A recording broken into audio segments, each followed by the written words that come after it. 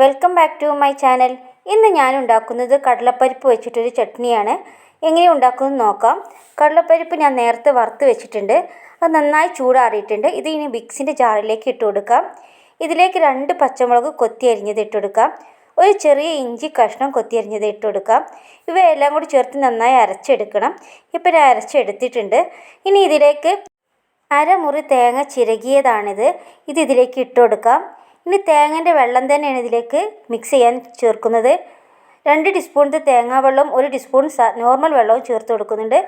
ആവശ്യത്തിന് ഉപ്പും കൂടി ചേർത്തിട്ട് അടിച്ചെടുക്കാം. ഇപ്പം ഞാൻ അടിച്ചെടുത്തിട്ടുണ്ട്. ഞാൻ പാത്രം വെച്ചിട്ടുണ്ട്.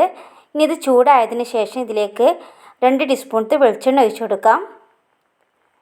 വെളിച്ചെണ്ണയോ ഒലിവ് ഓയിലോ ഒഴിച്ചു കൊടുക്കാം. ഇനി ഇതിലേക്ക് 1 ടീസ്പൂൺ കടലപ്പരിപ്പും കൂടി ഇട്ട് കൊടുക്കാം. ബ്രൗൺ നിറമാകുന്നവരെ വറുത്തെടുക്കാം. ഇപ്പോൾ ഏകദേശം റെഡി ആയിട്ടുണ്ട്. കറിവേപ്പിൻ്റെ ഇലയും കൂടി ചേർത്തതിന് ശേഷം നമുക്ക് ഫ്ലെയിം ഓഫ് ചെയ്യാം. ഇനി നമുക്ക് സെർവ് ചെയ്യാൻ വേണ്ടി ഞാനൊരു ചിരട്ടയാണ് എടുത്തിട്ടുള്ളത്. ഈ ചിരട്ടയിലേക്ക് നേരത്തെ അരച്ച് വെച്ചിട്ടുള്ള ചട്നി ചേർത്ത് കൊടുക്കാം. 1 ടീസ്പൂൺ വെള്ളം കൂടി ചേർത്തിട്ട് വേണമെന്നുണ്ടെങ്കിൽ ഒന്ന് ലൂസാക്കി കൊടുക്കാം. ഇനി ഇതിലേക്ക് നേരത്തെ വറുത്ത് വെച്ചിട്ടുള്ള കറിവേപ്പിൻ്റെ ഇല കൂട്ട് നമുക്ക് ചേർത്ത് കൊടുക്കാം. നല്ല ടേസ്റ്റുള്ള ചട്നിയാണ്. എല്ലാവരും ട്രൈ ചെയ്ത് നോക്കണം.